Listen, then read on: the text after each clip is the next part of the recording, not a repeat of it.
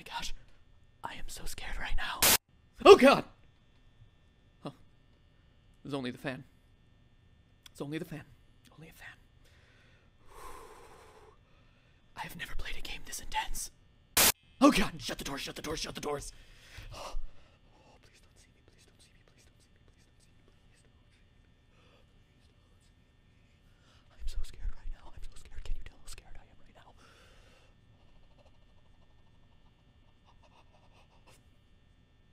Okay, we're good. Oh! God! Just the fan! Just the fan! I don't know about you, but every time the camera makes the sound to come up, I pee a little bit in my pants. What? That's it? That's it? It's a jump scare? It's a little bunny rabbit jump scare. Really? Really? Alright. I mean, oh god, it's so terrifying. Oh, there's the bunny rabbit, shut my door. Man, this is truly compelling gameplay. Oh my gosh, guys, I'm almost out of power. 11% and it's 5 a.m. I don't know if I'm gonna make it. Oh, please don't get me Freddy. Please don't get me Freddy. Come on. Is this what it takes to get views on YouTube? What is this?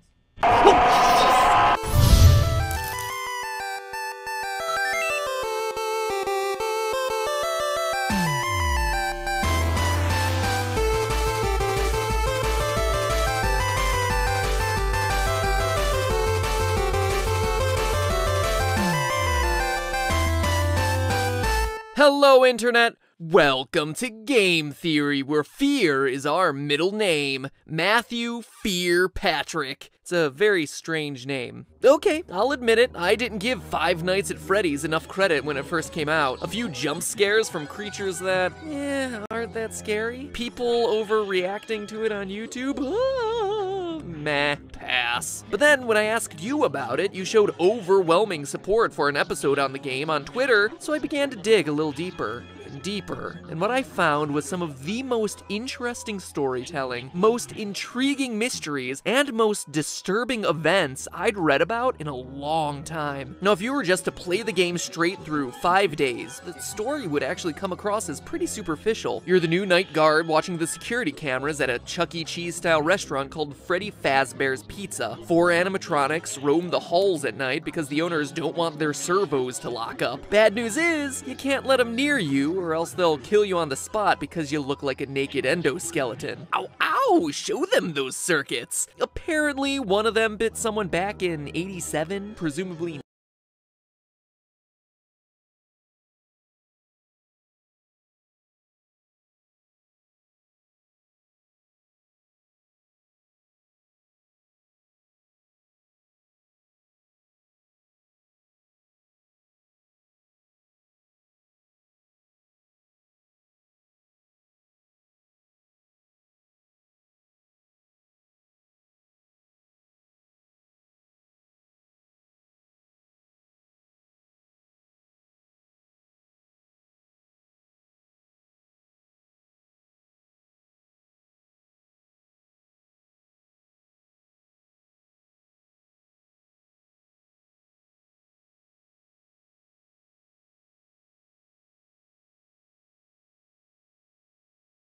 And the past guard leaves you recorded phone messages to act as your tutorial, that is, as much as he could record before he got himself killed. And that's it! Stay 5 nights, collect your paycheck, done, game over, play something new. But playing it that way is doing the game a huge disservice, because that's not even scratching the surface. If you're really observant, you start to unravel the layers of unsolved mysteries around this place. You find that there's a 5th animatronic, that posters on the wall will change randomly, that news clippings clippings appear and disappear, telling the dark secrets of this twisted place. Putting it all together, here's the rest of the story. Freddy Fazbear's Pizza, once a popular restaurant, fell into hard times when 5 children went missing there after being lured to a back room by a man dressed in a character costume. Though a suspect was caught and convicted, the bodies of the children were never recovered. The pizzeria was also threatened with shutdown due to sanitation complaints, as foul odors started to come from the animatronics,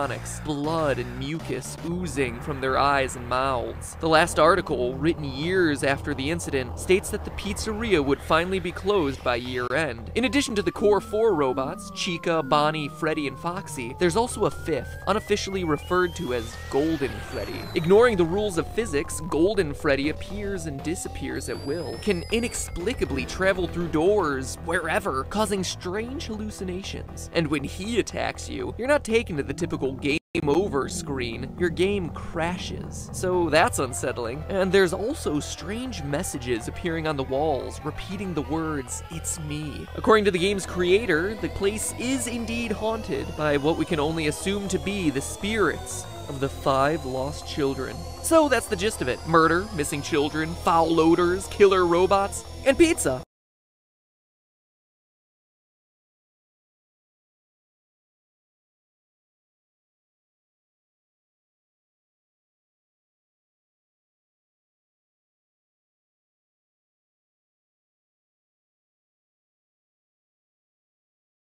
But that story leaves a lot of lingering questions. Who is your character? How's he fit in? Why does he stay for 5 nights when he's very clearly confronting the possibility of death? What more can we know about this terrifying Golden Freddy? And most importantly, what is the complete story behind Five Nights at Freddy's? They're all good questions about a delightfully incomplete and mysterious story with just enough threads to keep you theorizing. So now, if you'll indulge me, let me reciprocate that story with one of my own. I think you'll find it interesting. December 1993, Aurora, Colorado. 10 p.m. Tuesday night at a local Chuck E. Cheese. After a family birthday party runs long, manager Margaret Kohlberg and teenage employees Sylvia Crowell, Ben Grant, Colleen O'Connor, and Bobby Stevens are forced to stay late to close up shop. But as Margaret tallies receipts in the back, Bobby scrubs down the kitchen, and the other 3 work outside in the main arcade. Unknown to any of the 5, there's actually a 6th person locked in the building with them, waiting silently in the darkened restrooms. A 19-year-old named Nathan Dunlap. Earlier that year, Nathan had begun working there as a cook, dough master, before getting fired in July after a disagreement over his hours. Now, 5 months later, he was back. At 10:05, he left the bathroom, pulled out a small caliber handgun, and proceeded to execute everyone in the building. First Sylvia, then Ben, then Colleen. Dunlap then moved to the kitchen, where he surprised Bobby Stevens. The bullet entered Bobby's jaw, sending him sprawling onto the ground. Then finally, Nathan moved to the back, the office, where Margaret opened the safe before Nathan shot her twice, proceeded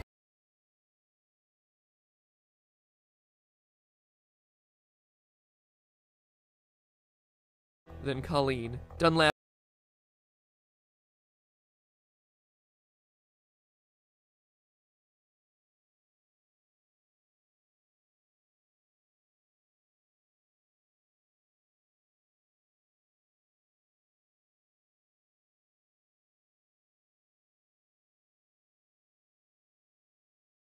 Introducing the new SureColor T3170, designed to produce precise D-size prints in just 34 seconds. The newest addition to the Epson T-Series lineup. It's brilliant by design.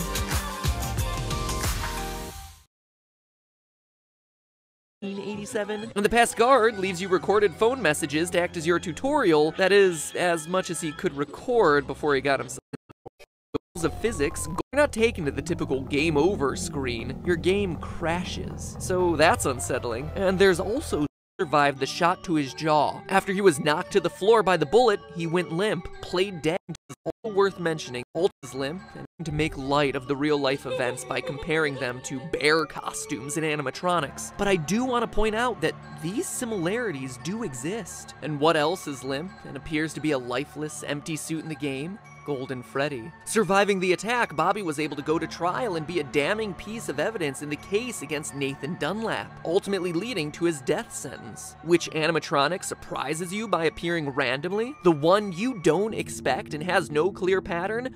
Golden Freddy. It's also worth mentioning that of all the cameras in the restaurant, one is always black, preventing you from seeing what's going on. That camera is located in the kitchen, leading many to assume it's where Golden Freddy hides, which just so happens to be the place Bobby was able to survive the attack. So I ask, odd coincidence or source of inspiration? In fact, if you think about it, the behavior of the animatronics really corresponds with key features of each of the real-life story's victims. We just covered Golden Freddy and Bobby, but the rest have strange parallels too. Bonnie goes into the utility closet filled with floor cleaning supplies, the most prominent ones being a mop and a broom. It's probably one of the most random rooms in the game, until you consider that Ben, the second victim, was vacuuming at the time of the attack. Foxy is kept sequestered in the back of the building, behind a curtain, more aggressive than all the rest, similar to the way Margaret, the manager, was in the back office counting receipts at the time of the murder, and her role as manager would inherently make her more aggressive or assertive. Sylvia was closest to the bathroom and was cleaning up the salad bar at the time of the attack. Chica walks past the bathroom and is associated with food. And Freddy, well, he doesn't have that strong of a parallel with Colleen, but he does appear in the girls' restroom. Odd for what we would assume to be a male animatronic. Maybe it's a reference to Colleen being a girl, or a nod to Nathan's plan of hiding in the bathroom until he was ready to attack. Alright, after doing all the research, reading every fan theory in existence, and putting all the clues together, what can this mean for the story of the game? I think the game is an allegory for that night back in 1993. Here's my final interpretation.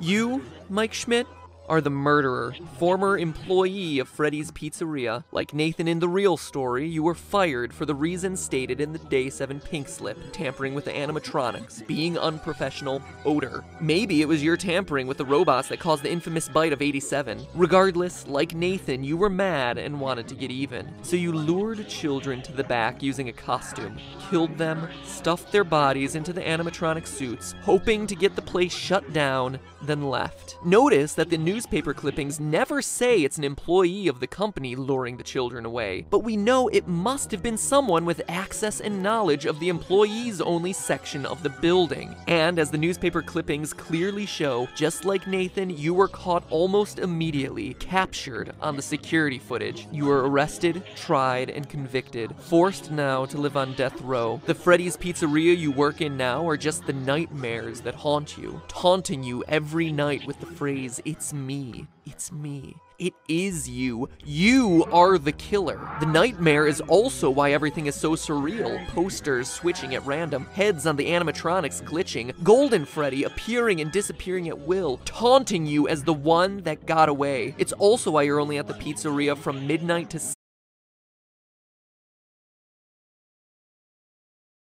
Epson has led the charge on digital print quality.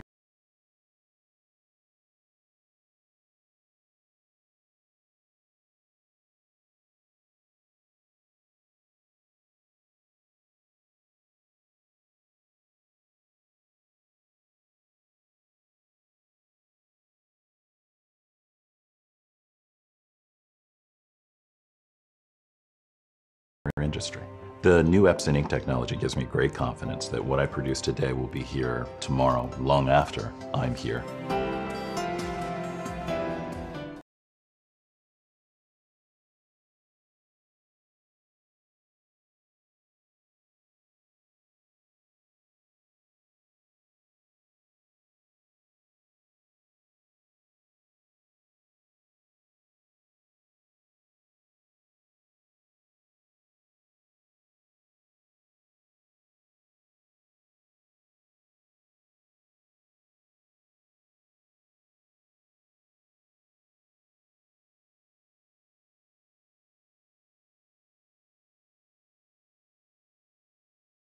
animatronics. But I do want to point out that these from seeing what's going on. That camera is located in the kitchen, leading many to assume it's where Golden Freddy hides, which just so happens to be the place Bobby was able to survive the attack. So I ask, odd coincidence or source of inspiration? In fact, if you think about it, the behavior of the animatronics really corresponds with key features of each of the real-life story's victims. We just covered Golden Freddy and Bobby, but the rest have strange parallels too. Bonnie goes into the utility closet filled with floor cleaning supplies, the most prominent ones being a mop and a broom. It's probably one of the most random rooms in the game, until you consider that Ben, the second victim, was vacuuming at the time of the attack. Foxy is kept sequestered in the back of the building, behind a curtain, more aggressive than all the rest, similar to the way Margaret, the manager, was in the back office counting receipts at the time of the murder, and her role as manager would inherently make her more aggressive or assertive. Sylvia was closest to the bathroom and was cleaning up the salad bar at the time of the attack. Chica walks past the bathroom and is associated with food. And Freddy, well, he doesn't have that strong of a parallel with Colleen, but he does appear in the girls' restroom. Odd for what we would assume to be a male animatronic. Maybe it's a reference to Colleen being a girl, or a nod to Nathan's plan of hiding in the bathroom until he was ready to attack. Alright, after doing all the research, reading every fan theory in existence, and putting all the clues together, what can this mean for the story of the game? I think the game is an allegory for that night back in 1993. Here's my final interpretation. You, Mike Schmidt, are the murderer, former employee of Freddy's Pizzeria. Like Nathan in the real story, you were fired for the reasons stated in the days tried and convicted, forced now to live on death row. The Freddy's Pizzeria you work in now are just the nightmares that haunt you, taunting you every night with the phrase, "It's me, it's me." It is you. You are the killer. The nightmare is also why everything is so surreal. Posters switching at random, heads on the animatronics glitching, Golden Freddy appearing and disappearing at will, taunting you as the one that got away. It's also why you're only at the pizzeria from midnight to 6 a.m. every night. It's a nightmare. It's in your sleep. It's a place you created, a restaurant long closed as evidenced by the spider webs, and overrun with angry spirits out for revenge on you, and you alone as the one who took their lives, as evidenced by them completely ignoring the naked endoskeleton elsewhere in the building. It's also a place you can't escape from, why you find yourself back there night after night, even after you complete your 5 nights. See you back next week, the ending text goes. You're unable to leave this terror, the threat of death, the guilt, because it never ends. And in a delightfully ironic twist, your personal hell forces you to supervise the exact same security footage that led to your capture in the first place. But hey, that's just a theory. A game theory. Sweet dreams.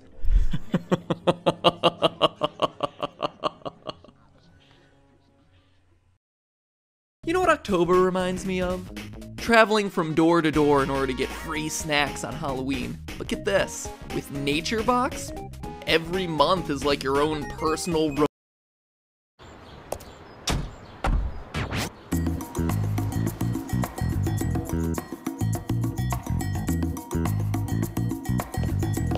When you shop with us, you know how to score. But did you know you could be saving even more? Yes. Perfect. Love it. With the TJX Rewards credit card, every time you shop at our stores, you earn 5% back in rewards. TJX Rewards credit card, an even better value every day. Hello? Hello? Oh, hello, and welcome to the new and improved Five Nights at Freddy's 2 video. I'm here to answer any questions the game may have left unanswered. The game's developer, he's a pretty tricky guy. Don't worry, though. We'll get everything cleared up. Oh, and watch out for the puppet.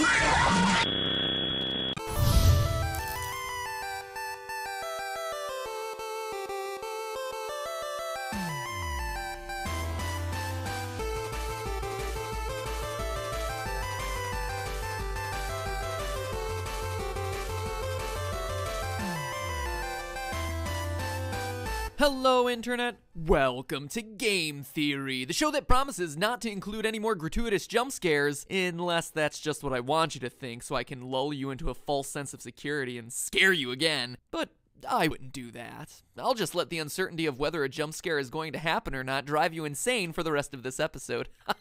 Man, I love reverse psychology. You know what else I love? These games! Not because I'm freaked out by the rosy-cheeked, tingle-looking, emotionally dead animatronics. Okay, well, Balloon Kid is pretty messed up, but whatever. No, what I appreciate about these games is the level of thought that went into every element of the story. When you create a game that has people rage debating about whether it's a sequel or a prequel, you've definitely done something right. Unless that was never your intent, in which case you've done something horribly, horribly wrong. Anyway, the point is, Five Nights at Freddy's 2 looks to be everything you'd want in a sequel. More cameras, more danger, and more fan.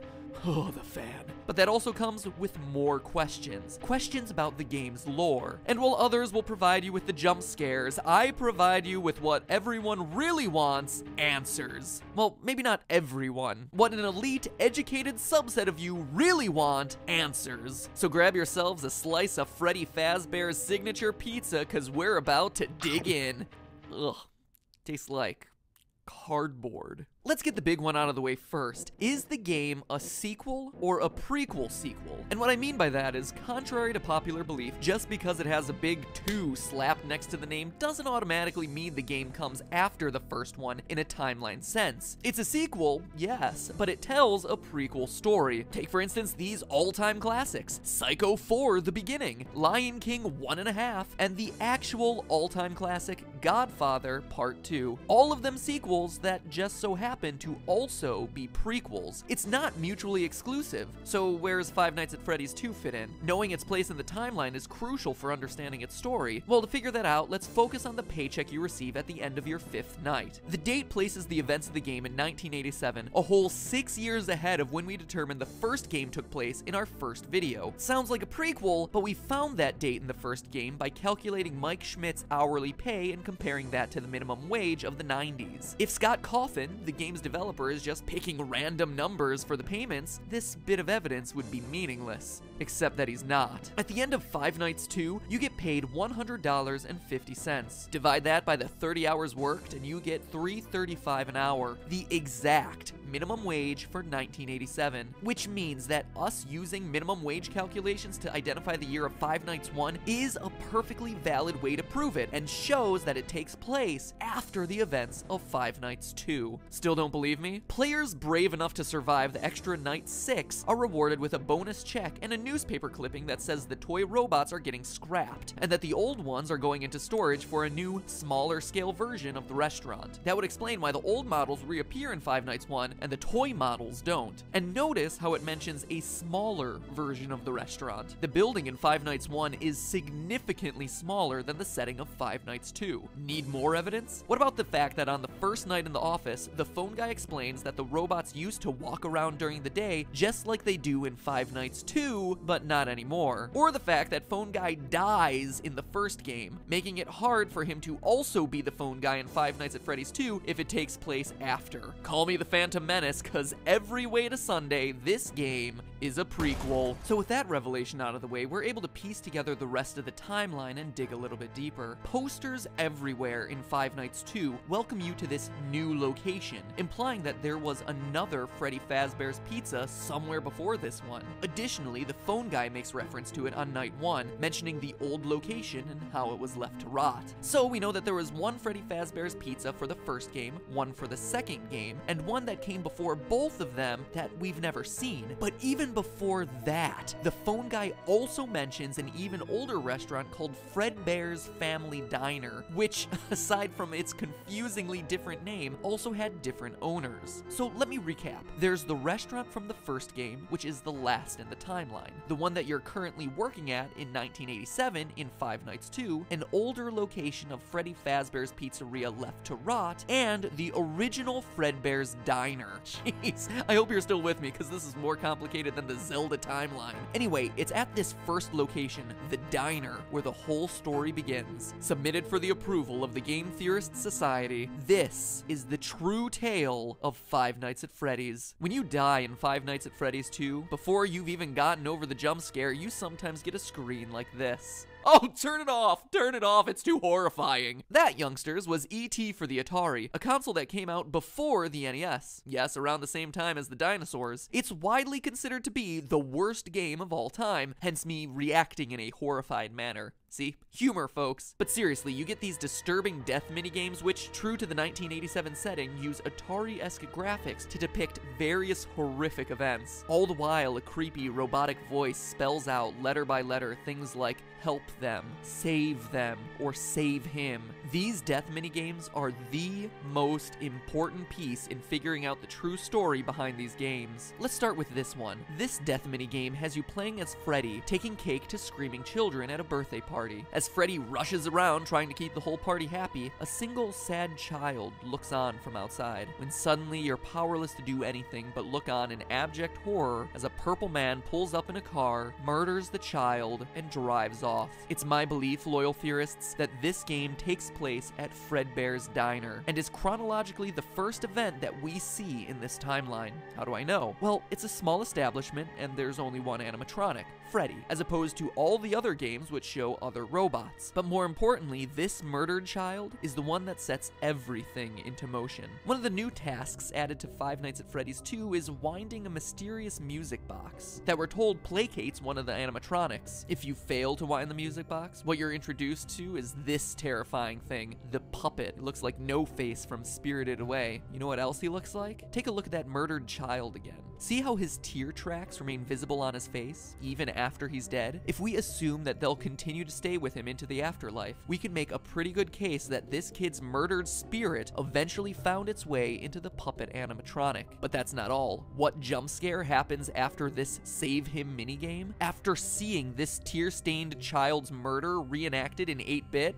the puppet. The puppet jumps out of the screen and attacks you. Coincidence? I don't think so. That incident marks the first time the chain is ever associated with a violent act carried out against a child, and we can infer that it was this incident that caused the original owners of Fredbear's Diner to sell off to the company now known as Fazbear Entertainment. Now, I don't know about you, but if I was senselessly murdered and left to haunt a crappy pizza place for the rest of my life in the body of an awful-looking clown doll, I'd want to get my revenge as soon as possible. Unfortunately for our vengeful puppet, though, it doesn't quite turn out that way. Fast forward a few years to Freddy Fazbear's Pizza, the first location, the one that has yet to appear in a game. This new restaurant is the one we learned about in my earlier episode and throughout the first game, where our pal the murderer uses a golden Freddy suit to lure away and kill 5 children in the back room. As we read through the various articles on the wall, he gets caught the next day, but the bodies are never found, presumably because they've been stuffed into the animatronic suits. The restaurant stays open for a few months until the dead body stink starts to waft off the robots and causes the place to get shut down for health reasons. But how do we know this happened in the first pizzeria's location? Again, we turn to what the phone guy says. On night 2 of Five Nights 2, he mentions the smell coming from the old animatronics, the smell that got the original restaurant shut down. We also know that after the Golden Freddy incident, it took multiple months for the restaurant to get shut down. That couldn't have happened in the restaurant of Five Nights at Freddy's 2, which is shut down on night 6 and into the foreseeable future. But outside of these lore clues, it also makes logical sense. Before the Golden Freddy murders, there was one dead child whose tear-stained soul existed in the form of the puppet. But now there are 5 more dead children, and thanks to another of the death minigames, we find out exactly what happened to them. In the Help Them minigame, the puppet stuffs the dead children into the robotic suits, giving their souls new life, and preps them for their eternal mission of vengeance. But MatPat, you say through your chattering teeth,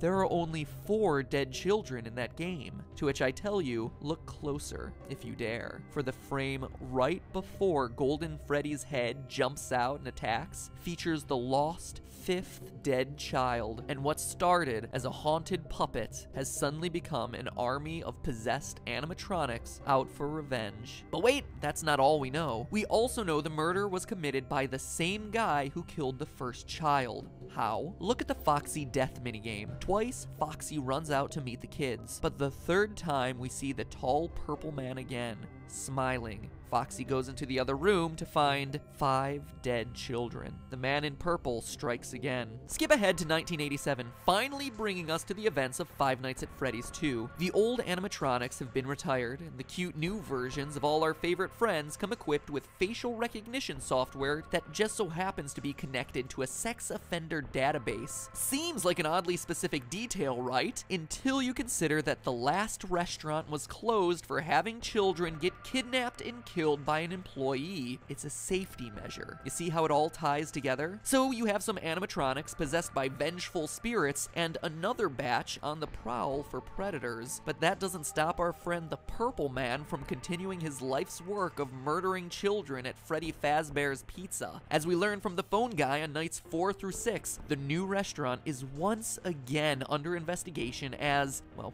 I'll let him explain. Hello. What on earth are you doing there? Didn't you get the memo? The place is closed down, at least for a while. Someone used one of the suits.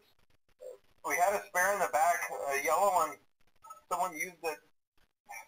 Now none of them are acting right. The Golden Freddy Killer struck again. The final death minigame also supports this. You, as Freddy, must walk through an exact replica of the building. Animatronics all in their proper places, seeing the 5 dead children spread out through the various rooms. And based on what Phone Guy says, it seems like the guilty party was the former night guard, the one who moved to day shift and the one your character replaced. I mean, Phone Guy makes plenty of uncomfortable references to suddenly having an available position during the day. When we get it all sorted out, we may move you to the day shift. A position just became available. We don't have a replacement for your shift yet, but we're working on it. But is the Purple Man really someone we've never met, and who's only worked there a week? Or is it someone we trust? Someone with a long history with these characters? Someone no one would suspect? The head guard. The one forced to fill empty positions and teach new recruits by leaving them instructions over the phone. Is the Purple Man the phone guy? Ask yourself this: what do we really know about Phone Guy? Let's look at what he says. First, he always speaks like an outsider looking in. He refers to the management of the company as they. So he's not a higher up like the CEO or even a manager. But he's also not a typical day worker, as he says things like the employees and the staff. So he works there, but isn't generally considered a regular member of the company. We also know that he's qualified to take the role of a night guard. As we learn, he plans to take over the position sometime after night 6, and is on his way out of the position by the time the first game starts. For now, just make it through the night. When the place eventually opens again, I'll probably take the night shift myself. I actually worked in that office before you. I'm finishing up my last week now, as a matter of fact. What else do we know? Well, we know that Phone Guy has a long history with the company, being with it at least since the first pizzeria that we haven't played in. He also openly admits that Foxy the Pirate was always his favorite, and that he has never liked the puppet because, as he says, it was always thinking. See, I told you you wouldn't have any problems. Did Foxy ever appear in the hallway? Probably not. I was just curious. Like I said, he was always my favorite. I'll be honest, I never liked that puppet thing.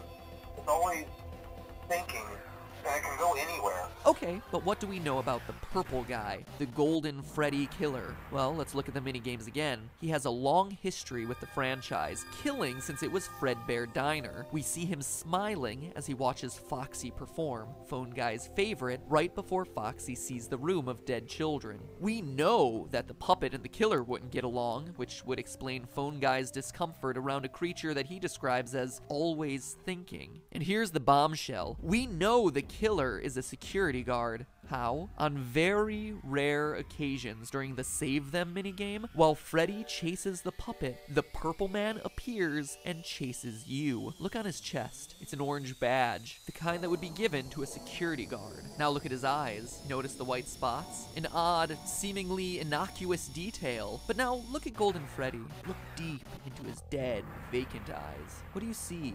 2 white spots. Pinpricks, really. Barely visible. They're there. And now finally, what do we see in Purple Guy's hand? Well, the Atari graphics make it tough to discern. It's not like any gun or knife I've seen. No, that to me is very clearly a phone.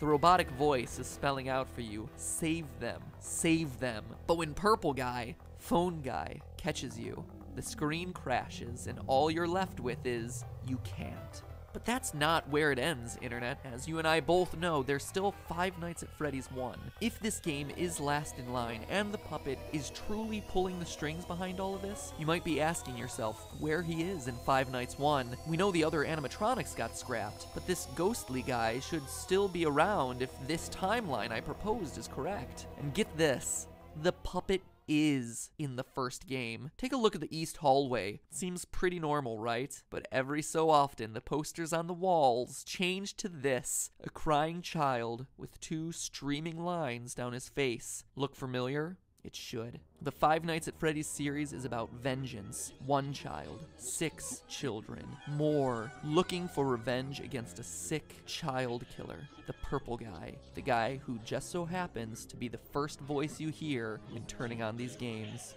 Save them. Save them. You can't. But hey, that's just a theory. A game theory. Thanks for watching. Make sure you wind that music.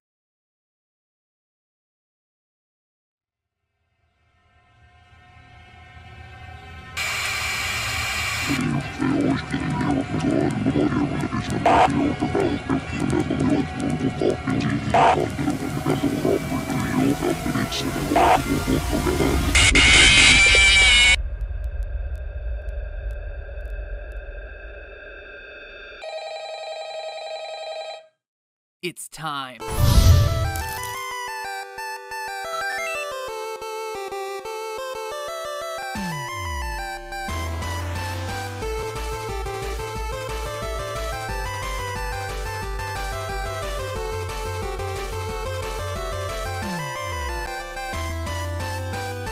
Hello, Internet! Welcome to Game Theory, where good things, or at least FNAF things, come to those who wait.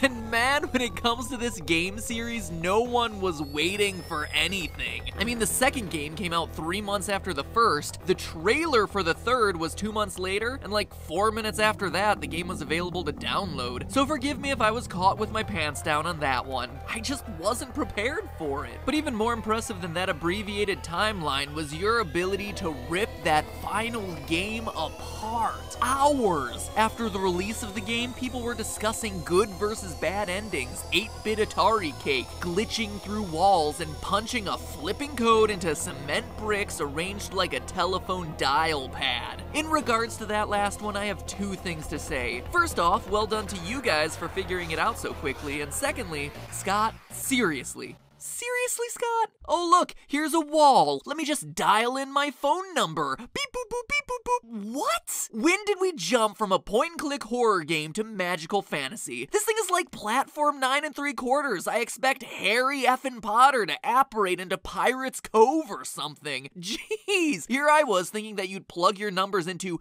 the one other place that you see numbers in this game, the bonus jump scare menu, or something, anything, but nope, dialing it into a wall makes so much more sense.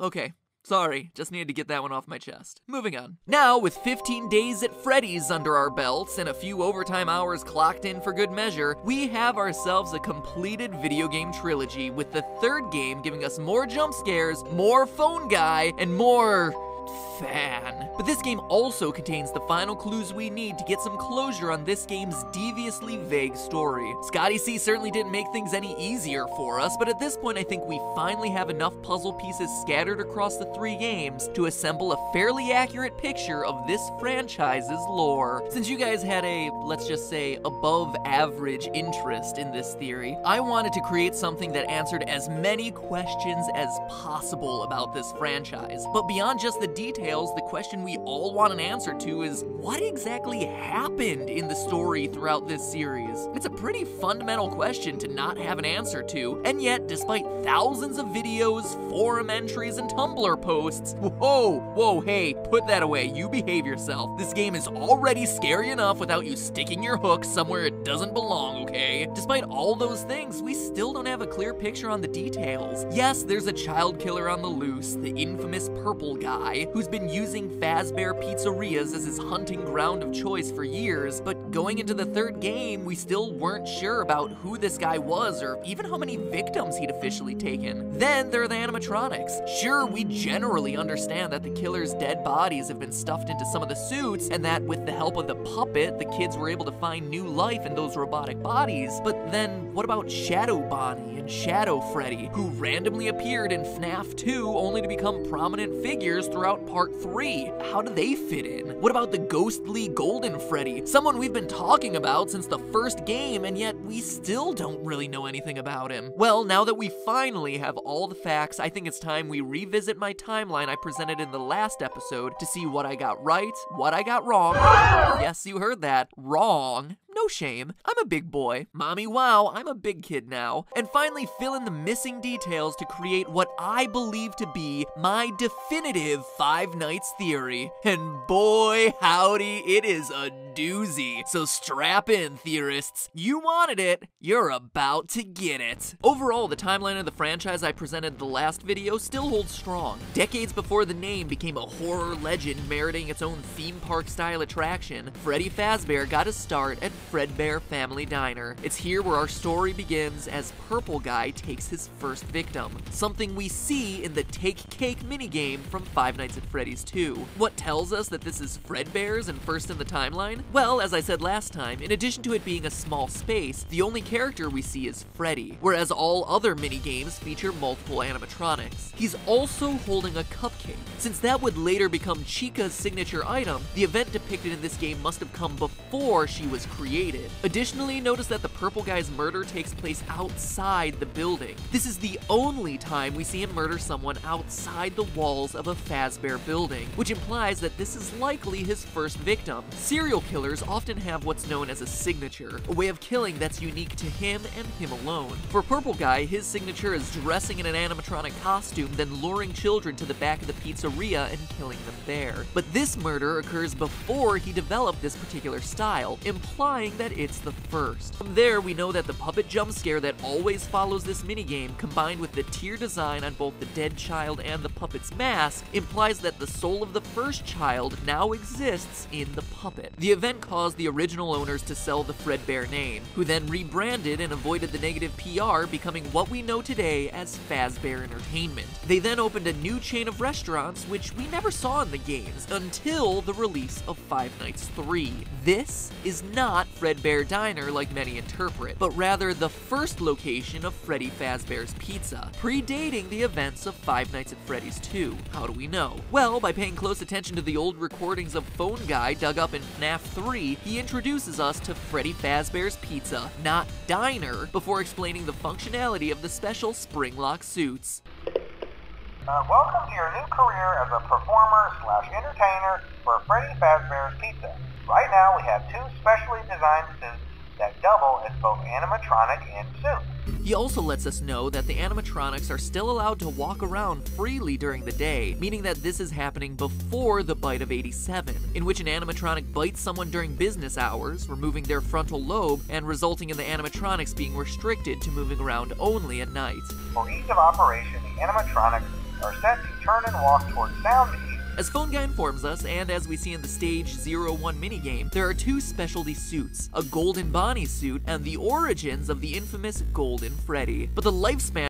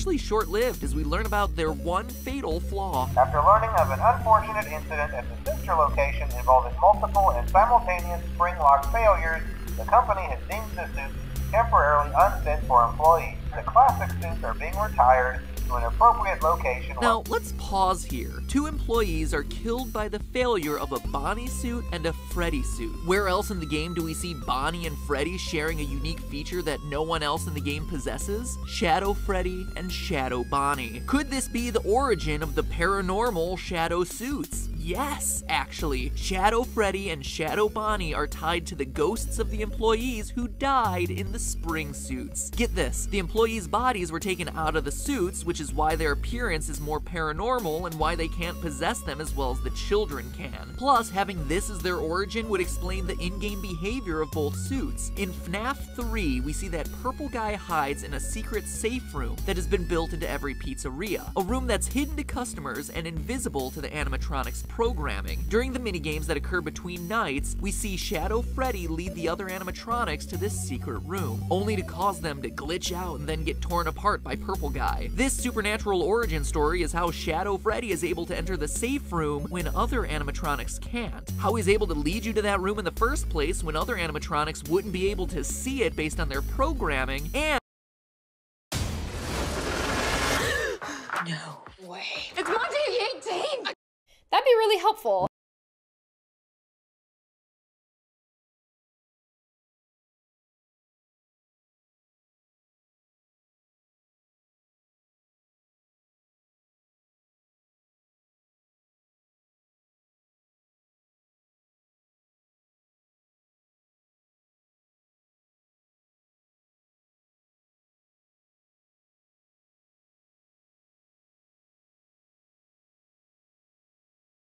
And I guess while you do that, I'm gonna go search for some more supernatural hotspots, because I always get the scary job. I always get the hard job. I'm Sallyface. Happy day, I'm glue. Yesterday in the comments, you wanted to know what happens next in Sallyface. I want to know too. We're gonna keep the train going, because that's the call, and you guys know that I always listen to the call. So right now, we are going to find Todd. Now, Todd is usually a very rational person, but there is some spooky extraterrestrial, no, well, not extraterrestrial, there's some spooky supernatural stuff going on in this building. Why did this become, what is this, Russian? And this is Chinese now? Do you guys remember the last playthrough? It was like, warning, don't come up here, we're doing renovations, and now it's different. Like, some spooky stuff is going on, it's not right, and we're gonna find Todd and talk to him about it. He's usually rational, but hopefully he'll believe me and not think I'm an idiot. I think he might be on floor 3.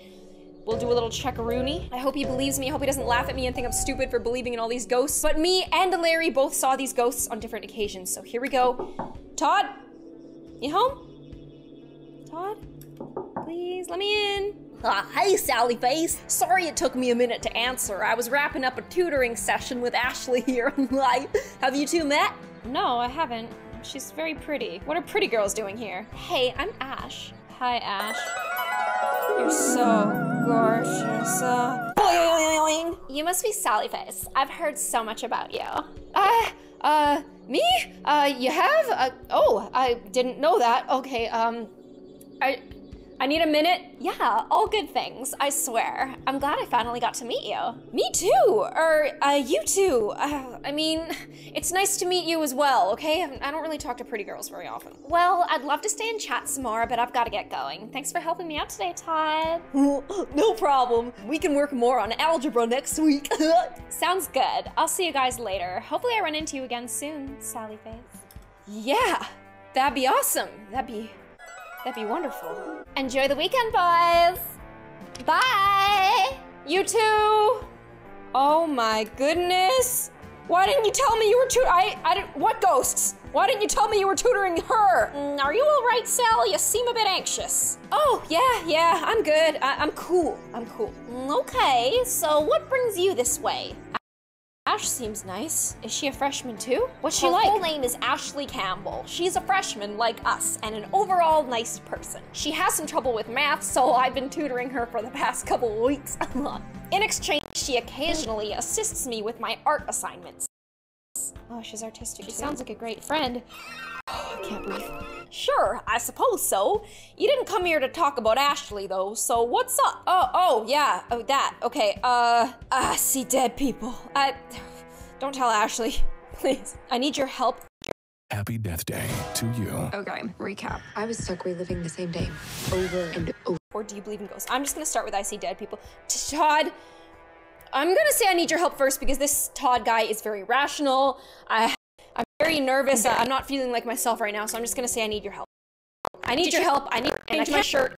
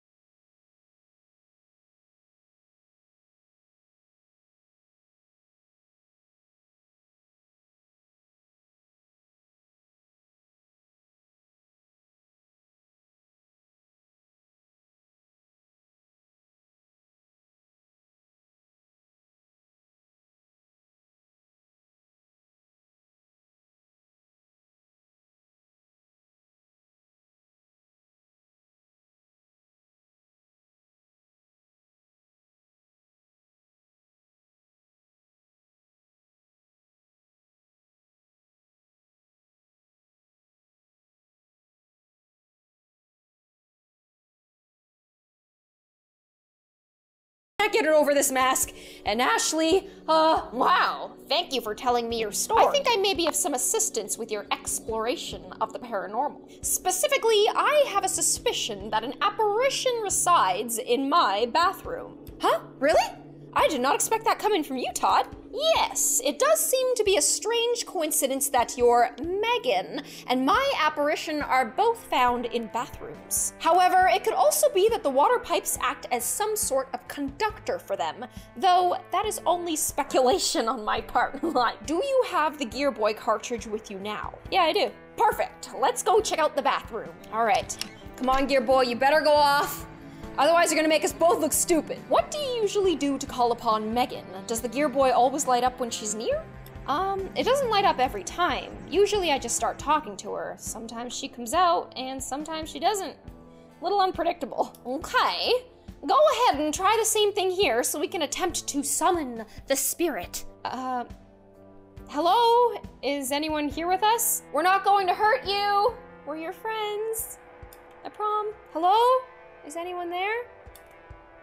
Oh, not this again. Nothing is happening, and the game isn't lighting up either. I have an idea. Let me see that. I bet I can modify your Gear Boy to help better detect supernatural hotspots. Cool. Sounds good to me. Wow, you're a clever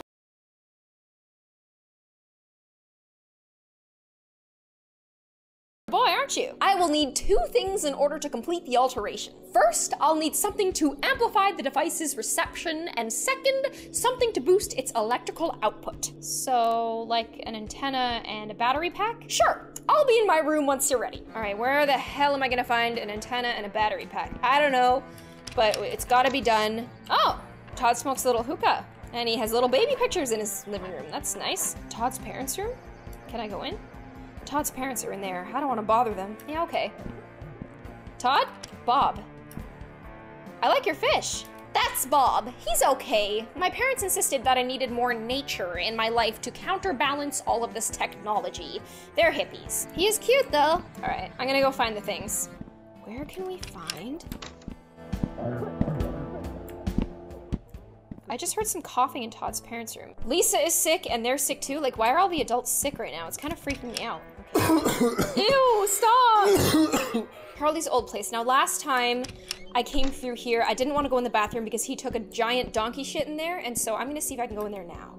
The smell is still lingering. I'm definitely not going in there. Okay, fine. Maybe Larry has something he can give me. Hey, Chug. The vending machine, maybe? Looks like the machine is empty. Yeah, so is my tummy. Yeah, I know how that feels. All right, Larry, I need an antenna and a bat. Okay, there's an antenna right here. Larry! Is your mom okay? I'm just gonna make small talk. Yeah, she'll be all right. The change of seasons always gets to her. It's just a bad cold. She'll be okay. Okay, I'll be back. Hasta la vista, Sally. I guess I can't just steal the antenna right off his radio. I'd like to, though. What's a friend if you can't steal his antenna? The cabinet? Nothing useful. Well, how do you know? Why don't we check? Have you seen any ghosts lately, Chug? No, not really. I know she's your friend, but Megan scares my pants off. I just stay in my room most times. Have you ever seen a demon with red eyes? I know that's kind of a scary question. What? Heck no! Are you trying to give me nightmares? No, I'm sorry. See ya. See ya. Sorry. Maybe I'll go to Todd's place and see if there's anything that I already have that we can use.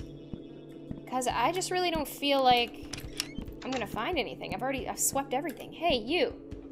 Will this work for the reception?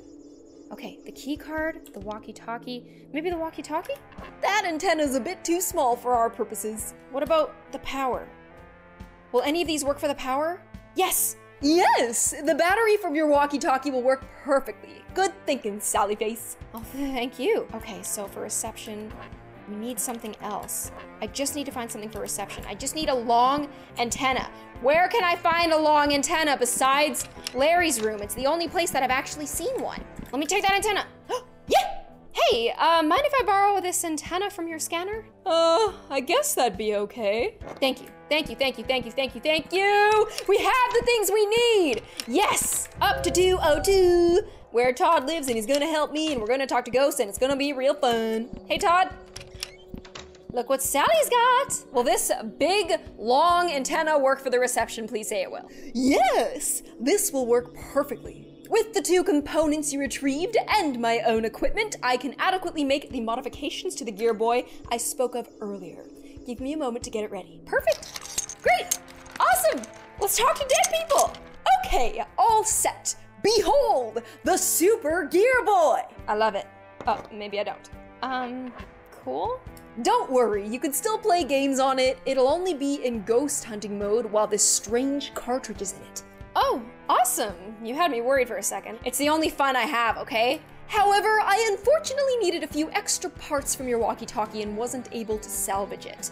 I hope that's all right. Larry's not gonna be so happy about that. It's okay though. It's for a good cause, I suppose.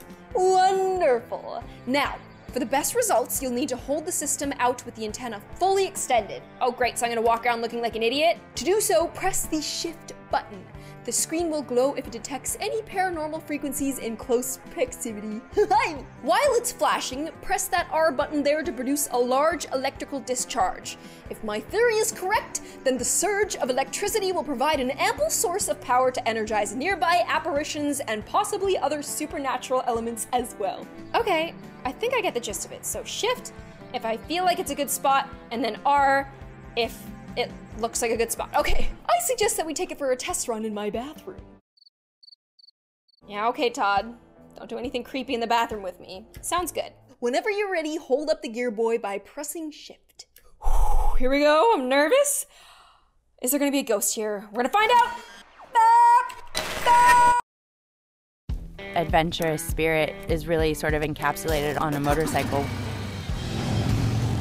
to embrace the adventure as it unfolds.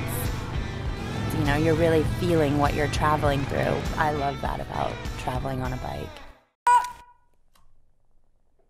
Maybe I... Ah! Oh no! He's a crying man! It worked! Holy crap. Hello? What's the matter? Oh, I never thought he'd kill them. It's all my fault.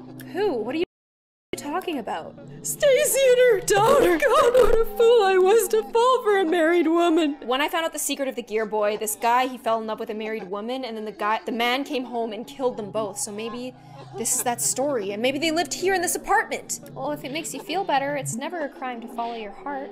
You must be romantic like I was. It's kind of you to say, but I know better than that. We want to help you. Why haven't you left this place? We can never leave. What? What do you mean? You can't pass on? What's keeping you here? Have you seen a demon with red eyes? Can you tell us anything? No. What? What is it? It's eerily quiet here now. He's here. What? Who? The red-eyed man? The one who killed Stacy and her daughter? Who? They're all scary. They're all equally scary. I have to go.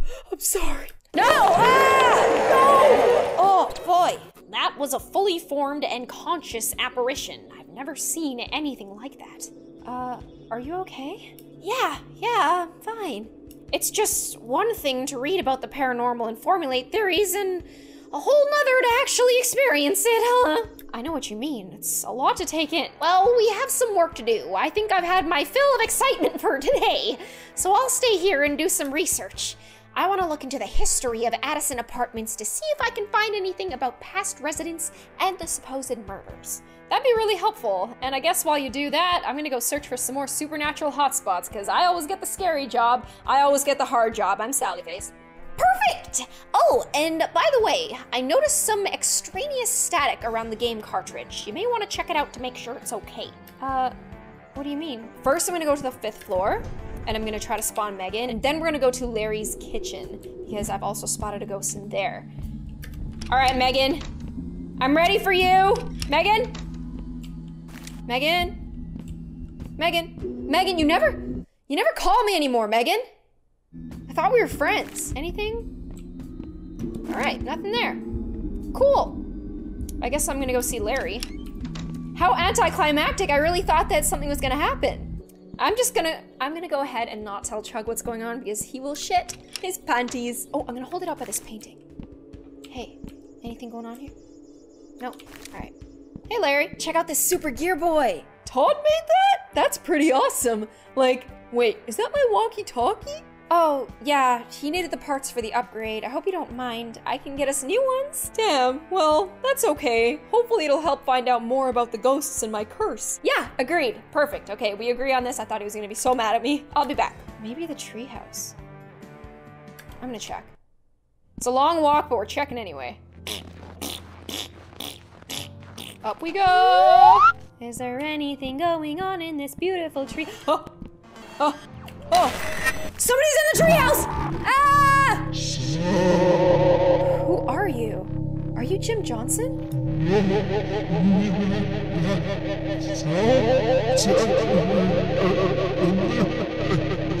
I'm trying to like fill out the words here. I don't know.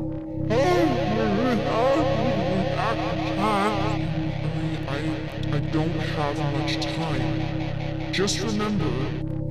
bed all... What? You have to remember the red ball. You have to remember the red ball. Just remember the red ball. Okay, I'll remember the red ball. What do you mean? What are you?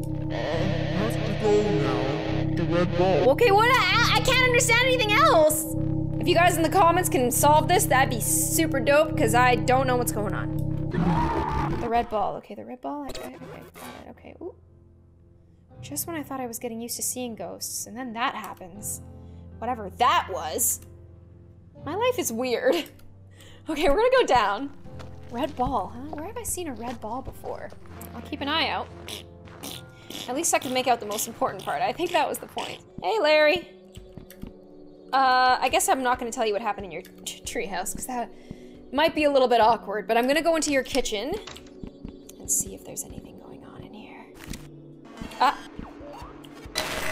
Oh, there's ghosts all over the place! Oh. Okay, that looked awfully satanic. What the? Oh, I don't like that. I don't like that one bit. Okay, that's weird. I'm just gonna check on Lisa. I'm really worried about her. Are you a ghost? Okay, you're still alive. That's good. That's all I needed to know. Chuck, you okay? All right. So I checked the most haunted part. I checked Larry's. I'm gonna check Charlie's house first, because I just have some feels like something fishy is going on in here. Oh, okay. I knew it. I knew it. What's going on? What's going on? All right, that one's not as satanic as the last one, but it's a sign. What? Anything else? I'm scared. Nothing but a bathroom that I won't even go into because it stinks so badly. Man, you have to like really have a great time in the bathroom to make it smell so bad that even the next day I can't go in there. Is anyone in my room? I'd really appreciate it if nothing haunted was in my room because I sleep here. Okay, we're good. Dad? Dad, are you okay? Okay, Dad's okay. Oh, Gizmo? He's okay. Good. Bathroom? Gizmo's poop, are you haunted? No? Okay. All right. All clear. My house isn't haunted, yeah! House isn't haunted party, Gizmo! Yeah! How many of you have had a job and you wake up and you say, oh, I don't want to go to that place today? Now you're here, you have the courage to come here, and we're here to help you discover what it is you want to do. Boom, you got it. And we're going to instruct our patient to open their mouth. You want to make a change in your life? There you go. You've taken the first step to do that. Good job, Miss Liz. So let's keep working on your resume. We're here to help you change your life and get into the career that you enjoy.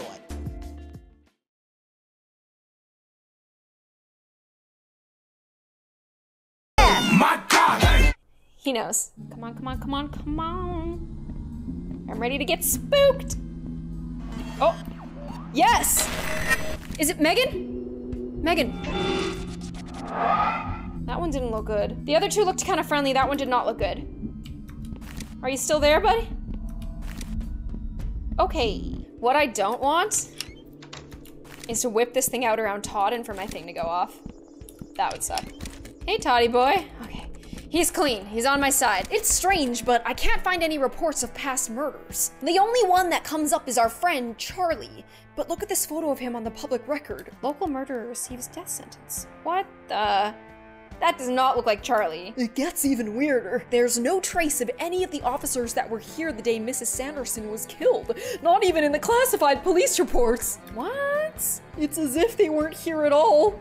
Or they, like, don't even exist. What? How is that possible? I'm not sure, but I'm going to keep looking into things. Check back in a little while. Okay. I'm gonna keep searching for some more supernatural stuff in the meantime. Perfect. This is weird. Are you sure you're not haunted?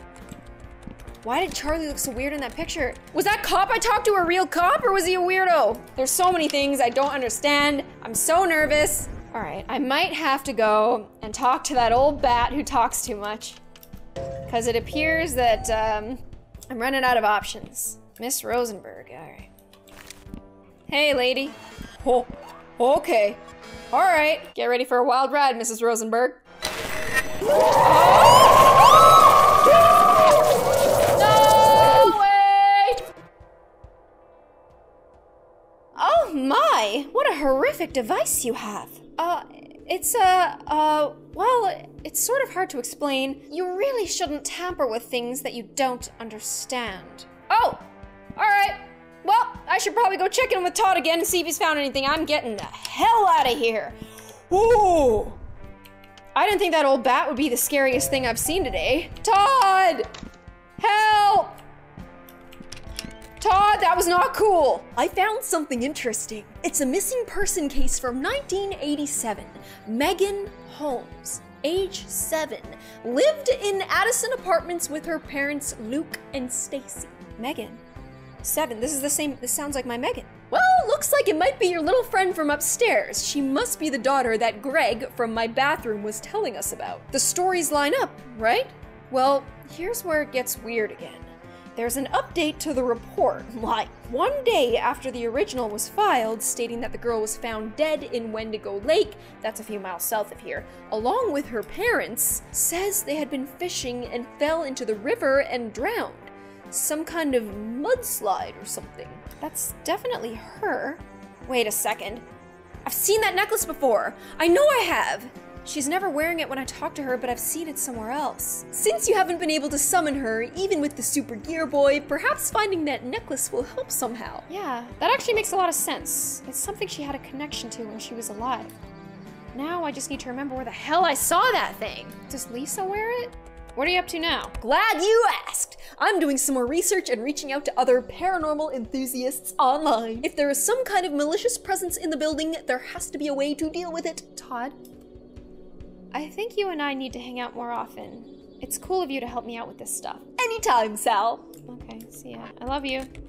You know, you can have Ashley over too. The three of us can be like a little trio. You can invite Bob, your fish, here.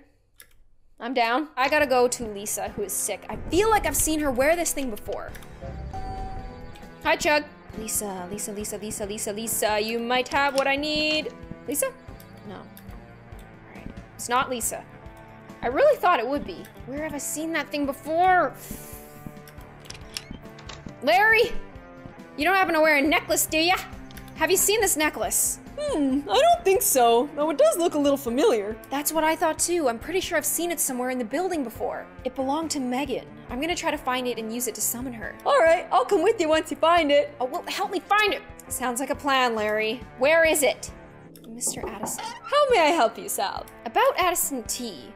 Everyone seems to love your tea. You should open up a little shop in town or something. I bet you do really well. I'm only saying this because Miss Rosenberg told me that he always wanted to do this, and that he's too shy and he never leaves his room. What a fine young chap you are, Sal. You know, I don't often talk about this, but it was once my dream to do such a thing. Though, once my father passed, I decided to carry out his dream of maintaining the Addison apartments. You're obviously doing a great job with that, with all the ghosts and stuff. Don't you think your dad would have wanted you to follow your own aspirations? Yes, I suppose he would have, though it's much too late for that now. I couldn't possibly abandon this place. You could always sell it to someone who would take good care of it and then use that money to start your business, and then maybe call the Ghostbusters. Well, come take a gander at our own little entrepreneur in the house. You are a true inspiration, young sir. However, I'm quite happy with my life here. I get to keep my father's dream going and also make my tea for the tenants. Oh, yeah, I suppose so. Hey, Terrence, no one has called me by that in a long time. Huh. I almost had forgotten my own name for a moment. I just want you to know that I understand what it's like to be afraid, to hide away from the world. Oh. And if you ever want to talk, I'm here for you. Thank you, Sal.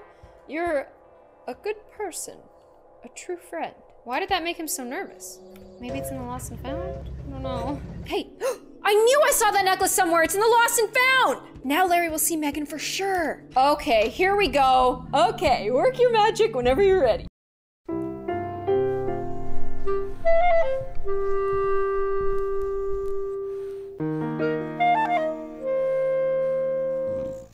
Here we go, it's Megan time! Megan, are you with us?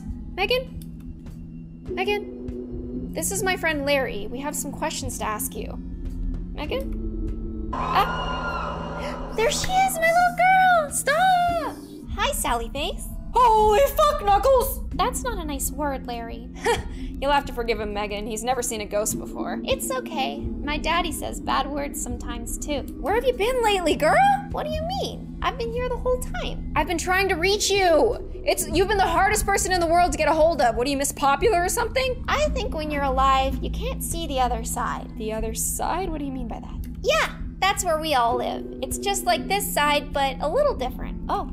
Do you know someone named Greg? Oh, you mean Mommy's friend. I like Greg. He always brings me candy. So Greg was the guy on the toilet who accidentally got the whole family murdered because he fell in love with Megan here's mom. Hearing that Greg brought her candy in order to win brownie points with her is kind of weird. Can you remember anything else about him?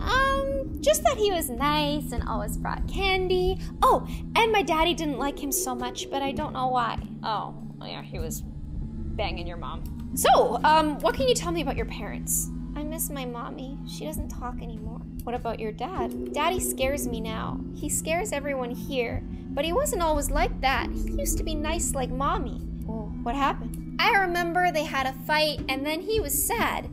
And then his sadness turned into angriness. Do you know what happened? Do you remember your last days? I don't know. It's all blurry now. Were you fishing at Lake Wendigo? I need to, this is very important. Huh? No, I've never been fishing before, but Daddy went sometimes with Mr. Johnson. Wait, Jim Johnson? Yeah, how did you know that? That's my dad! Oh, I guess our daddies were friends.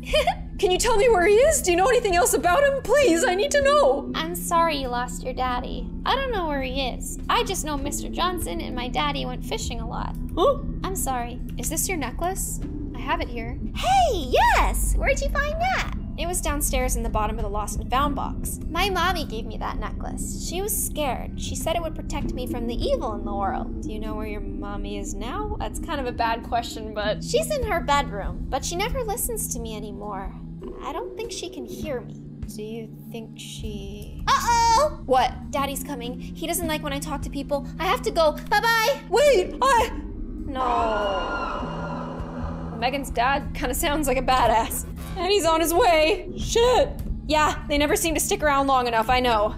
We probably should get out of here, though. We're gonna need to get into that bedroom, but it's all boarded up. Can you get some tools for us? Actually, David borrowed my mom's crowbar and never gave it back. Would you mind going and getting it from him? I asked him like 3 times now and he always has some excuse. Maybe you'll have better luck? Sure, I'll head down to the 3rd floor now and see what I can do. Ooh, this stuff is starting to get real here. Am I just gonna leave Larry up there? Godspeed, Larry. Shit! Sup, brother? Can I borrow your crowbar?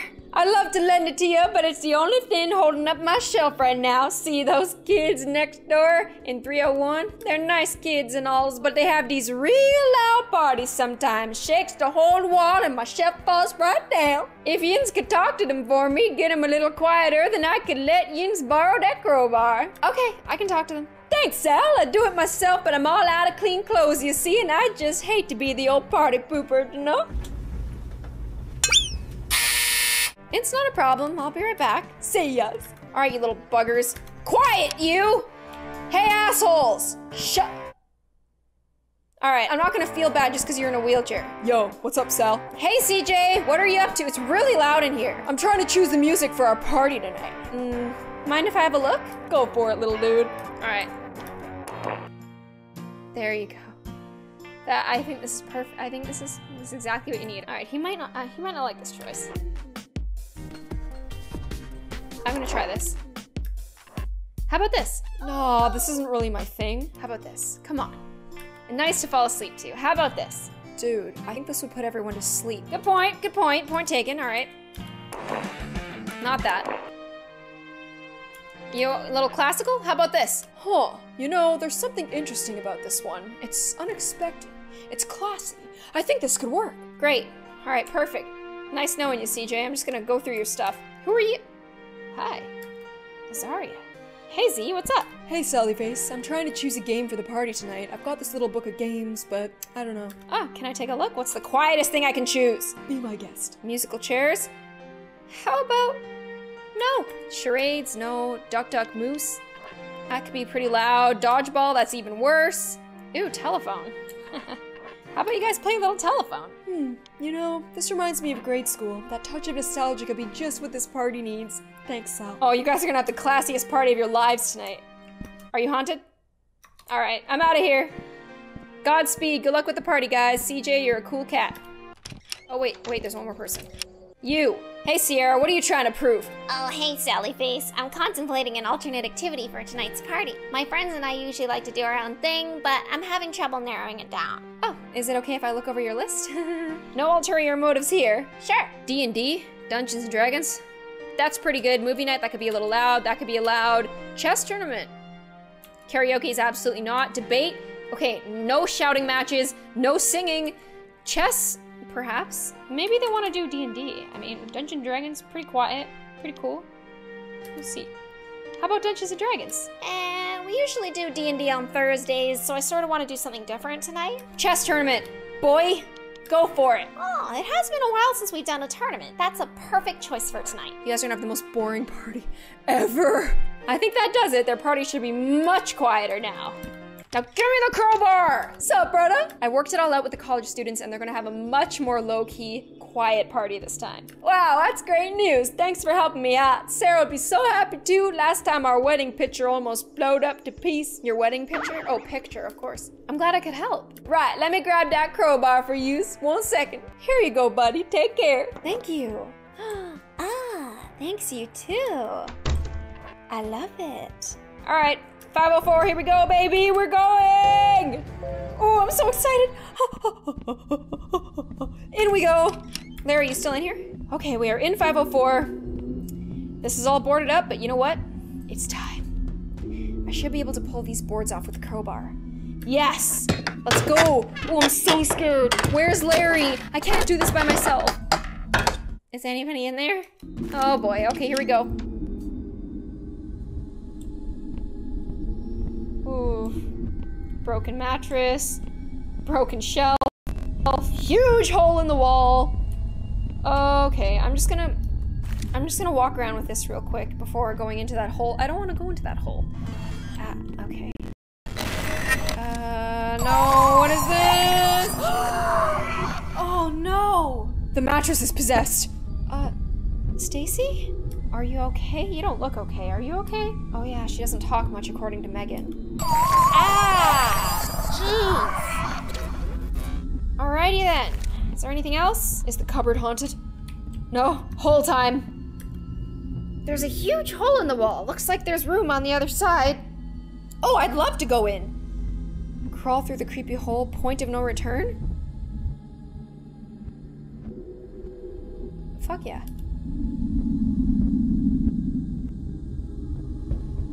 I'm scared. There's a noose right here. Hello? I hope you guys enjoyed this video. Please give it a thumbs up if you did. Follow me on Twitter @GloomyCassie, and I will see you on the next one. Bye! He tripped his father and gave up on his dream of opening a tea house in order to run his father. Dr. Enon! What? Ah! Happy day, Today is finale day. We are finishing Sally Face Chapter 2, The Wretched. Last episode, I went into a hole that was kind of like a hole of no return. Crawl through the creepy hole, point of no return? Fuck yeah. I saw a noose in there. There's a noose right here. Hello? It was looking very spooky, but I realized that once you go in that hole, you can't come back out. So there's two things that I want to do before we go into that hole. I actually beat the entire game again, so we could do these things together. The first thing we're gonna do is go to David's house. Sup, brother? Yo, can I come in? You gotta come back, and you gotta go into his house. I would like to invade your space, please. Let me in. Of course, my friend. Thank you, let me in. Let me in, let me in, let me, oh, hey, oh. Is this your wife, David? Sarah? Hey Sarah, how's it going? Sarah doesn't talk too much. Yeah, Yins is right, babe. It is nice to have a relaxing weekend for once. That is not what she said. Yins is so funny, hon. Love you. Sarah's not saying anything. Oh my god, look at that picture on the top. That actually is his wife. Okay. That's not creepy. Hi, David. I found this old piece of wood to hold my shelf up so Yins can keep the crowbar. Oh, thank you. Cool, thanks. Huh? Oh. Hey, David, where did you get this little dial from? Oh, there was some junk stuck to that old piece of wood I found. That must have fell off it. Oh, where did you get that board from? Down by the garbage outside. How comes you's asking? It's a missing piece to this puzzle box. See? The puzzle box that I found in the treehouse. Do you mind if I take it? Nah, go for it. It's all Yins's, Sally Face. Yins's? All yours? Yins's. Okay. A puzzle box that belonged to Larry's dad. Now that I have the missing piece, I should be able to open it somehow. Let's examine this shit. Let's go right in. Don't do me like this!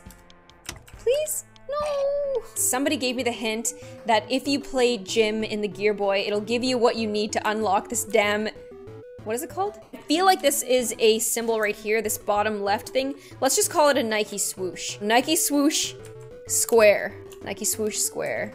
Don't die. No! No! Fire! I definitely don't make it easy for you. Okay. Okay, Nike swoosh, square, headphones. These kind of look like headphones, hey? With like a little head in the middle. No! All right, I'm just gonna go try it and guess if I don't have enough information. The swoosh, come on. Open, oh, you fucking bitch. By the process of elimination, this has to be the truth! Yeah! Weird. Looks like some sort of computer chip? I have no idea what this is. Well, lucky for us, we have a brainiac computer nerd that we're kind of friends with. Todd! Take a look at this. I found it inside of that puzzle box. Wait, how did Todd know about my puzzle box? Oh yeah, I told him about it when we were building the thing. Okay, it appears to be some sort of miniature computer chip. I've never seen anything like it before. This is either— The killer is after me again. Now I'm reliving the same day over and over. either an incredible find or a really neat science fiction prop. Oh, what do you think it's for? There's only one way to find out. We have to test it. While I'm cautious about installing foreign tech into my computer, my curiosity overpowers any hesitation.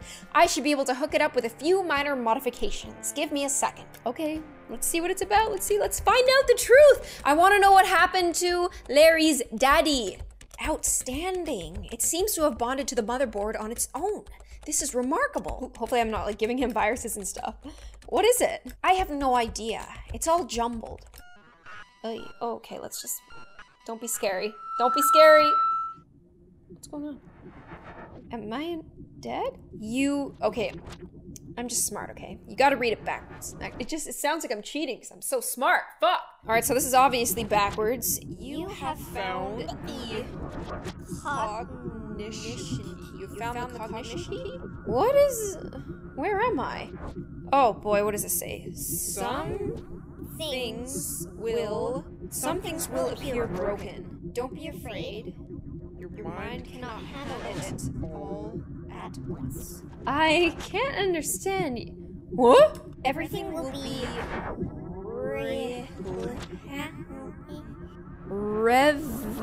everyone. Okay, I got it. Everything will be revealed in time. You will know what to do. What do you mean? Todd, can we talk about this? What happened to the computer chip? I'm afraid I'm not sure what you're referring to. Can you be a bit more specific? What, Todd, hello? You're telling me you don't remember the weird glitching and the explosion of light from your computer? Are you feeling all right, Sal? You seem to be out of it today. Are you getting enough sleep? I mean, I have been having trouble sleeping lately. Maybe it was nothing. Just forget I said anything, I guess. Whoa! There's seriously some supernatural stuff going on here. That computer chip thing happened. Is my computer chip gone? Now I've got a Rubik's Cube! What? How did this get in my pocket? And what happened to the computer chip? Am I hallucinating? Alright guys, there is one more thing that I want to do before we go into the hole of no return. Do you guys remember the lady whose toilet was plunged and then she was brutally murdered? I do! Well, we have a crowbar and we're gonna go and see what's going on! I guess I could use the crowbar to break in. Maybe I could find something important inside? Hopefully. I'm scared. We're using the crowbar. We're going in. I'm so scared. Some really scary stuff went down here. And by scary, I mean the biggest craps you've ever seen were taken in here. Some murders too, I guess. We're going in. Oh, okay, there's some ghosty stuff going on here. It's her! Mrs. Sanderson? Who are you?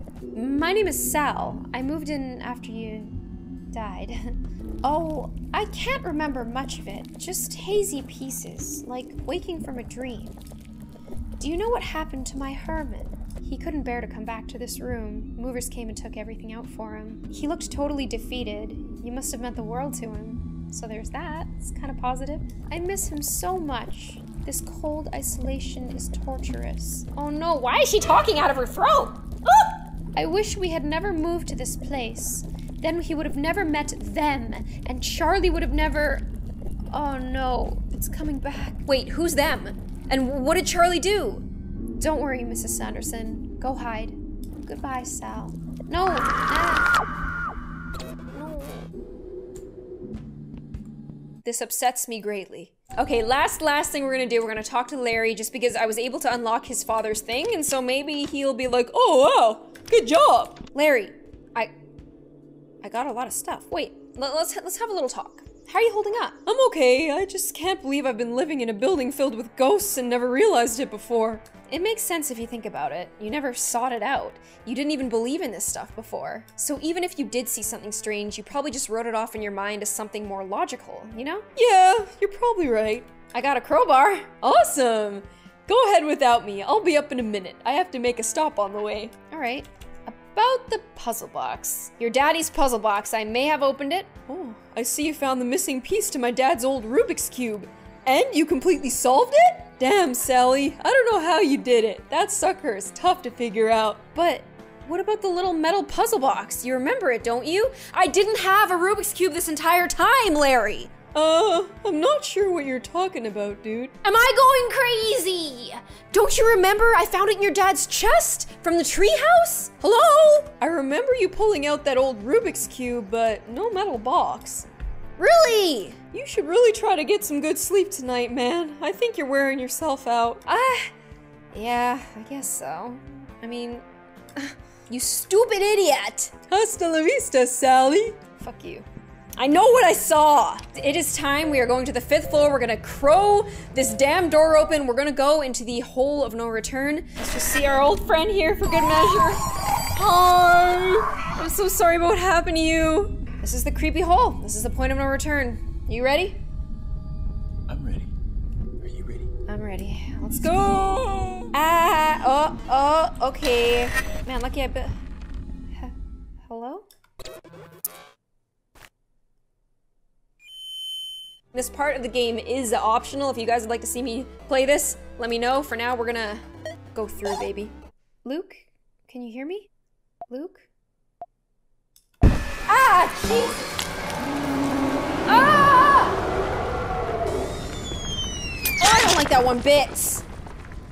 Oh, that is so scary. What the hell just happened? Todd gave me one of his new inventions. He said that theoretically it could overload and destroy an evil spirit. After I got it, I came upstairs right away to make sure you were okay. Oh wow, so you saved me from the hole of no return. Wow, it's a good thing you did.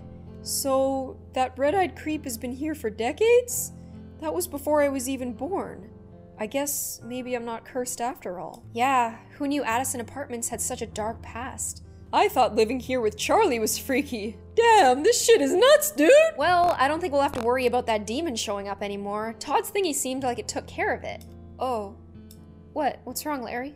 No, that's great and all. I was just thinking. I guess since there's no curse, this all means that my dad, he just... No! Larry, that means that his dad just left, and that Lisa was right, and that there's no curse, and he wasn't taken away by demons, he just left Larry.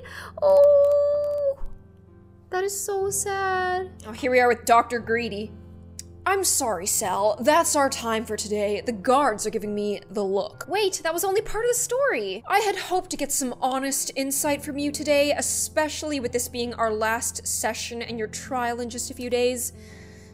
You little liar. I swear on my life I've told you nothing but the truth. Government conspiracies, demons, ghosts, and some kind of magical video game system? Sal, these things don't exist. You really can't expect me to believe you. Think about it from my perspective. The evidence against you for what you did, well, it's profound. You crazy, okay? I know how it sounds, but what I've told you is the truth. Please! Go to the tree house. Okay, will you hold me? Go to the tree house, please. Just go and see for yourself. You'll find all the proof you need. No, now I have to go to jail. Please believe me. What a fucking psycho, huh? The doctor's going for a drive, and then he's gonna believe me, and then he can get me out of jail, and then we'll have hope for the future. Yeah. Whoa. Addison Apartments is trashed.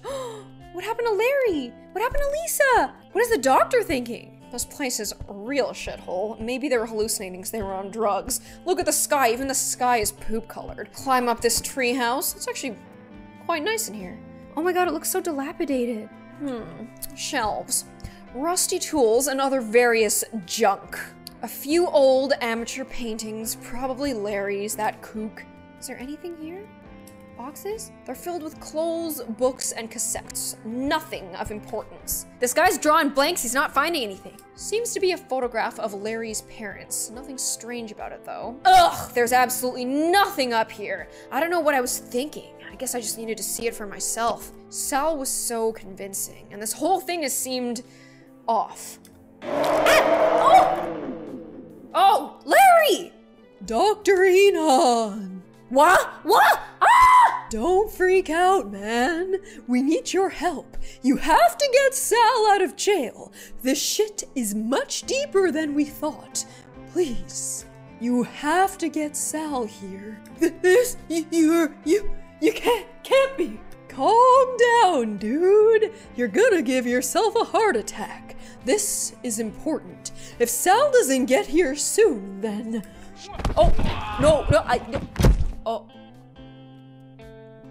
No, how's Sally gonna get out of jail? How is there gonna be a happy ending? Ew. Oh, look at that bone sticking out of Dr. Enon's knee. Oh, Buddy got done. Check it out. Special thanks, Gloom Games, baby. Oh, that is episode 2, guys. The Wretched. I hope you guys enjoyed it. If you did, please show some support by giving it a thumbs up. Make sure you follow me on Instagram and Twitter at GloomyCassie. And if you'd like to see a sketch that me and Tiff did that is very inappropriate and also a little bit creepy, then please click over here. I'll see you guys on the next one.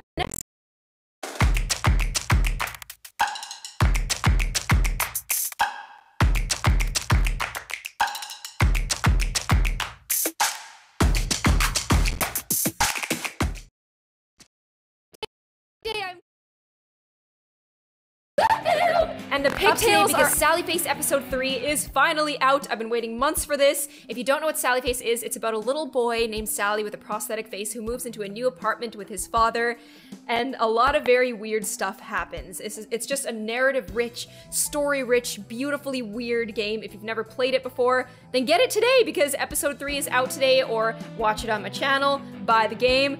Either works for me. We're gonna get right into episode 3 right now. This is the baloney incident. I can't even explain how excited I am. This is just one of those special games that comes out and just blesses your life. I haven't seen my old pal Larry in a very long time, and I wanna know, there's so many cliffhangers and unanswered questions that I just need to get to the bottom of so badly. Okay, so we're starting off with a red dot that's flashing around and tricking my eyes and making it seem like I'm seeing stars. I feel like I've been reborn. Here we are. Is this real? Am I dreaming?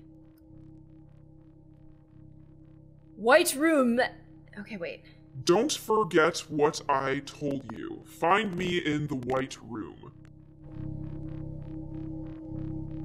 There's mysteries going on. And creepy faces. Oh, I can't fill in the blanks for this one. But you must not speak of this place to others. The Phantom here is telling me things that I can't make out and saying that I must not speak of this place to others. It's just written backwards, and I've got 900 IQ.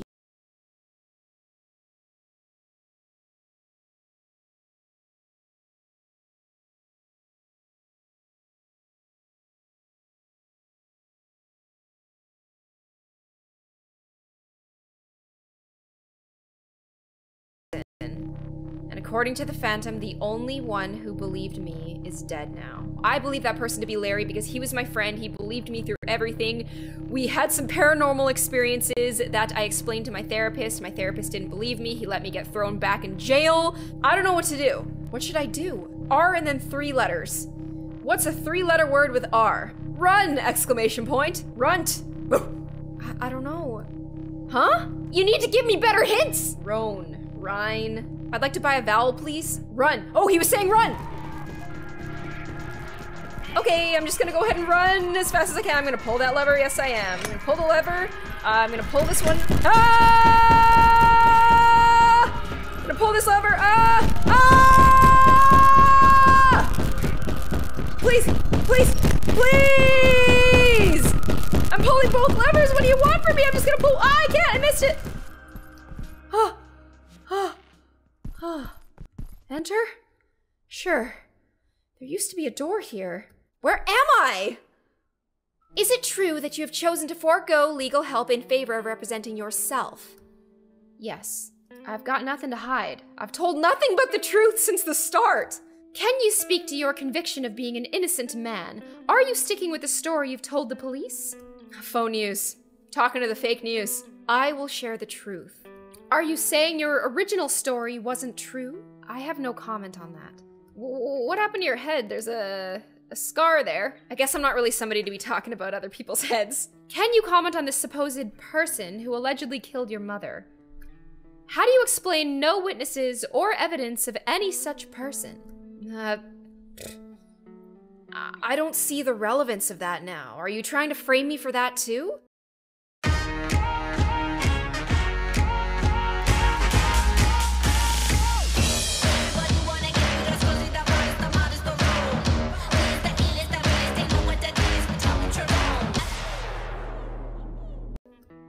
I've had nightmares about that shit. Is it true that they are going to add the Sanderson murder to your charges?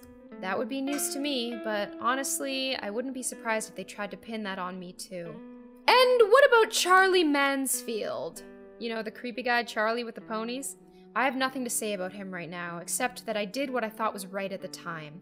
I'm the reason why Charlie got put in jail. He had some creepy ponies, there was some creepy stuff going on, there was blood on one of the ponies. I don't know if Larry framed me, I don't know anything. Okay, since we aren't getting any major details from you, let me ask you our highest polled question. Oh, this is getting a lot of news coverage, isn't it? The viewers are very interested in this one. Is it true that you are granted special meal privileges because you're afraid of bologna? I'm not afraid of lunch meat.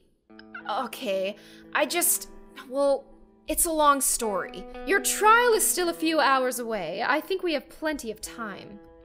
Ugh. All right. Let me tell you about me and the bologna incident. I love how we just get to learn little bits and pieces. Mr. Doodle, Sal Fisher. This is my drawings. I love Sanity's Fall, I love metal. What if I were more than just a doodle? What if I could walk the walk? What if I could talk the talk? Hello? Are you okay? Ah! Hello? Are you sure you're okay? Are you sure? I mean, I didn't quite understand that. Can you say that again? Alright, that's not creepy at all. Let's just keep going. Hey, you. Your face is a little less, blacked out than the other one, but your eyes look a little weird. Will you talk to me? What's wrong with your friend? He sought the truth, and the truth destroyed his soul. Now please, leave us alone. Your head will frighten the children. Can you tell me where your friend ventured to find enlightenment? He traveled to the wise prophet, beyond the fields of death. But a round head like you will never make it. Not round heads, only triangles. Are you sure? Okay. Well, I'm going down the ladder then. Hey, you. Hey, you don't have a triangle head. Are you gonna be my friend? Are you okay? What happened to your limbs? Well, I never. How would you feel if I asked you what happened to your weirdly shaped head? I didn't mean to offend. I was... go bother someone else. Okay. Oh, you got a twin. I didn't know that. I guess I won't ask about the limbs this time. Hey, miss. Don't pay any mind to my sister. She's been crankly lately because of the sun. It's no problem. Our ancestors were mauled by the great beast. Ever since, our people are drawn without limbs. What sort of beast could do that? We do not speak of such things. If you want to know more, you'll need to seek out the oracle beyond the death fields. All right, I guess I'm off to get the oracle beyond the... Are you the oracle? Are you the great beast? That would probably make a little bit more sense. I heard that oracles are much more beautiful.